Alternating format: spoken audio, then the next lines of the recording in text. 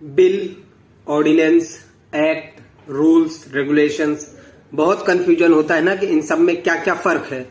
तो चलिए मैं आज आपकी ये सारी कंफ्यूजन्स को दूर करूंगा। सबसे पहले बात करते हैं बिल की। बिल एक रिटन ड्राफ्ट होता है जो पार्लियामेंट के दोनों हाउसेज में रिप्रेजेंट किया जाता है, यानी लोकसभा में और राज्यसभा में इसे पेश किया जाता है ताकि उसके मेंबर्स इसके बारे में जानकारी लें, इसके बारे में डिस्कशन करें और ये डिसाइड करें कि इस बिल को पास किया जाना चाहिए या नहीं किया जाना चाहिए।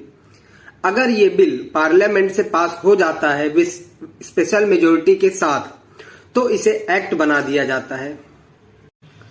अब बात करते हैं ऑर्डिनेंस की। ऑर्डिनेंस वो लॉ है जो प्रेसिडेंट या गवर्नर के थ्रू बनाई जाती है, वो भी बिल को बिना पार्लियामेंट में रिप्रेजेंट किए हुए, बिना पार्लियामेंट के मेंबर्स के पास किए हुए जो एक्ट, जो लॉ बन जाता है वो कहलाता है ऑर्डिनेंस। ये तब होता है जब पार्लियामेंट के सेशंस का रिसेस चालू हो। जी हाँ, जब पार्लियामेंट के मेंबर्स का रिसेस होता है, यानी कि दो सेशंस के बीच में जब छुट्टी होती है, जैसे कि बजट सेशन, मॉनसून सेशन और विंटर सेशन, इन सभी सेशंस के बीच में कुछ समय की छुट्टी होती है। तो उस समय में अगर कोई लॉ बनाना पड़े, कोई इमरजेंसी सिचुएशन हो, तो प्रेसिडेंट को और गवर्नर को ये अथॉरिटी है कि वो ऑर्डिनेंस पास कर सकते हैं।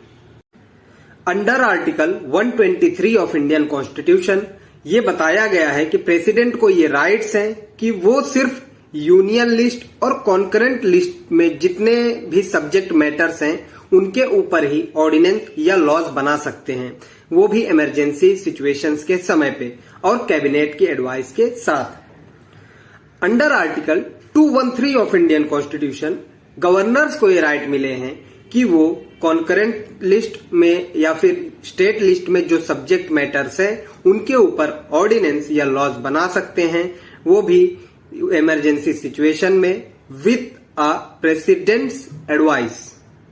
अब ये भी देख लेते हैं कि इस ऑर्डिनेंस की वैलिडिटी कितनी होती है।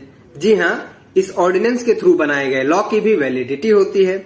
जैसे ही पार्लियामेंट सेशन फिर से शुरू होते हैं, प्रेसिडेंट या गवर्नर को 6 हफ्तों के अंदर अंदर उनके द्वारा बनाए गए ऑर्डिनेंस के थ्रू लॉज जो भी बनाए गए हैं उसे पार्लियामेंट के दोनों हाउसेज में मेजोरिटी के साथ पास कराना होता है। अगर पार्लियामेंट में ये लॉज पास हो जाते हैं तो इसे एक्ट बना दिया जाता है, वरना इसे डिसमिस कर दिया जाता है। अब बात करते हैं रूल्स और रेगुलेशंस की कि ये रूल्स एंड रेगुलेशंस क्या होते हैं। अगर पार्लियामेंट से कोई भी एक्ट पास हो जाता है तो उस एक्ट को इम्प्लीमेंट कराने के लिए एग्जीक्यूटिव बॉडी द्वारा कुछ रूल्स बनाए जाते हैं कि कैसे इसे पब्लिक से फॉलो करवाया जाए, वो होता है रूल्स। और कुछ फ्री इंस्टीट्यूशंस होते हैं, कुछ बॉडी ऐसी होती हैं जैसे आरबीआई हो गई या कुछ और कंपनीज हो गई, तो वो अपने कुछ कायदे कानून बनाते हैं जो लोगों को फॉलो करना पड़ता है। जैसे आरबीआई हो गई, वो उनके कुछ रेगुलेशंस बनते हैं, वो कुछ अपने कायदे बनाते हैं, कंपनीज अपने कायदे बनाते हैं जिसे कहते हैं रेगुलेशंस।